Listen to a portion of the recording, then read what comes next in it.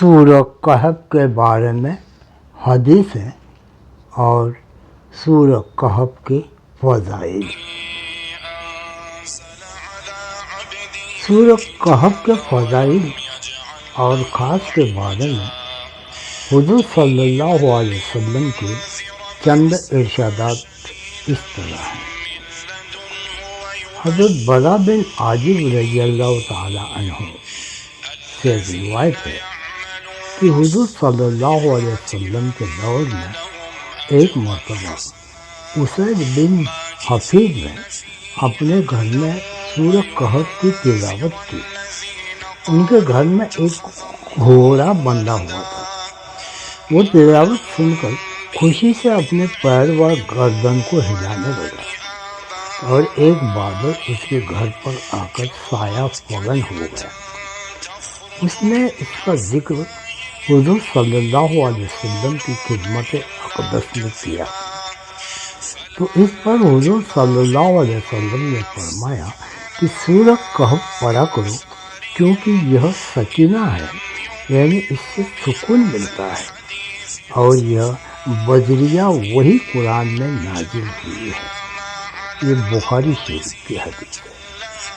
حضرت ابو درداء رضی اللہ عنہ سے روایت ہے کہ حضور صلی اللہ علیہ وسلم نے فرمایا کہ جو شخص سورہ کہف کی ابتدائی 10 آیتوں کی تلاوت کرے وہ فتنہ دجال سے ہمیشہ محفوظ رہے گا۔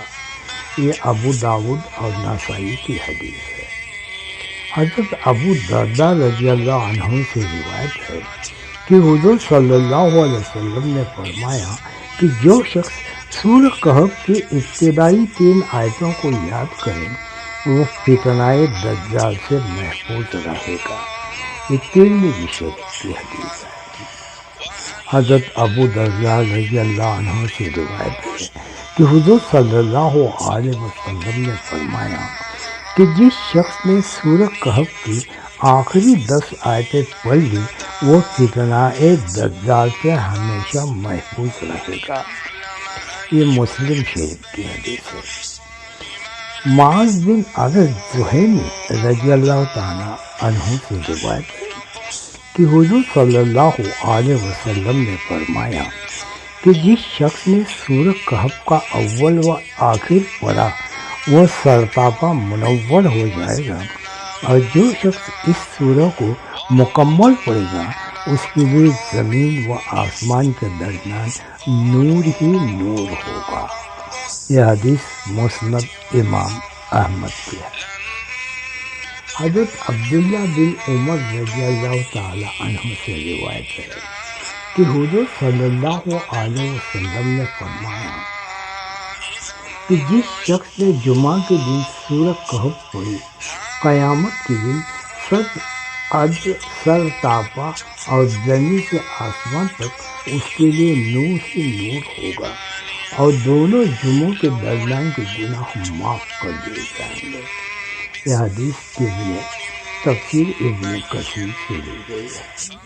حضرت ابو سعید خدری رضی اللہ تعالیٰ عنہ سے روایت ہے کہ جو شخص جمعہ کے دن سورہ کہف کی تلاوت کرے گا اس کے لیے بیت اللہ تک نور ہی نور ہوگا۔ یہ حدیث مشکوٰۃ شریف کی ہے۔ حضرت امام حسین رضی اللہ تعالی عنہ سے مرفوعاً روایت ہے کہ جس شخص نے جمعہ کے روز سورہ کہف پڑھی وہ پورے ہفتہ تک ہر فتنہ سے محفوظ رہے گا، اور اگر دجال بھی نکلے تو اس سے بھی محفوظ رہے گا۔ یہ حدیث ابن کثیر سے لی گئی ہے۔ یہ صورت ادائیگی قرض، دشمن کی زبان بندی، رفع غربت، ظالم سے نجات، حفاظت حمل کے لیے بہت مؤثر ہے۔ ایک بزرگ کا قول ہے کہ خلاصی قرض کے لیے نماز جمعہ کے بعد مسجد میں بیٹھ کر اس صورت کو ایک مرتبہ خلوص دل سے پڑھا جائے اور اس کے بعد سجدہ ریز ہو کر اللہ کے حضور خلاصی قرض کے لیے دعا کی جائے، انشاءاللہ قبول ہوگی۔ جب تک قرض اترنے کی کوئی صورت نہ بنے اس وقت تک ہر جمعہ پڑھتا رہے۔ حفاظت حمل کے لیے عورت کو چاہیے کہ 40 روز تک بعد نماز فجر اس صورت کو پڑھے، انشاءاللہ اس کا حملہ محفوظ رہے گا۔ اگر کوئی شخص غربت کا شکار ہو، اس کی روزی کا کوئی ذریعہ نہ بن رہا ہو، تو اسے چاہیے کہ 11 روز تک اس صورت کو بعد نماز عشاء پڑھے، انشاءاللہ اس کی روزی میں فراگی کا سبب بن جائے گا۔ اگر کوئی شخص یا عورت ایک مہینے میں ایک مرتبہ اس صورت کو پڑھ لے اور پانی پر دم کر کے اپنے مکان کی چھت کے چاروں کونوں پر چھڑکائیں تو وہ مکان آسیب، جن، بھوت اور شیطان کے حملے سے محفوظ رہے گا۔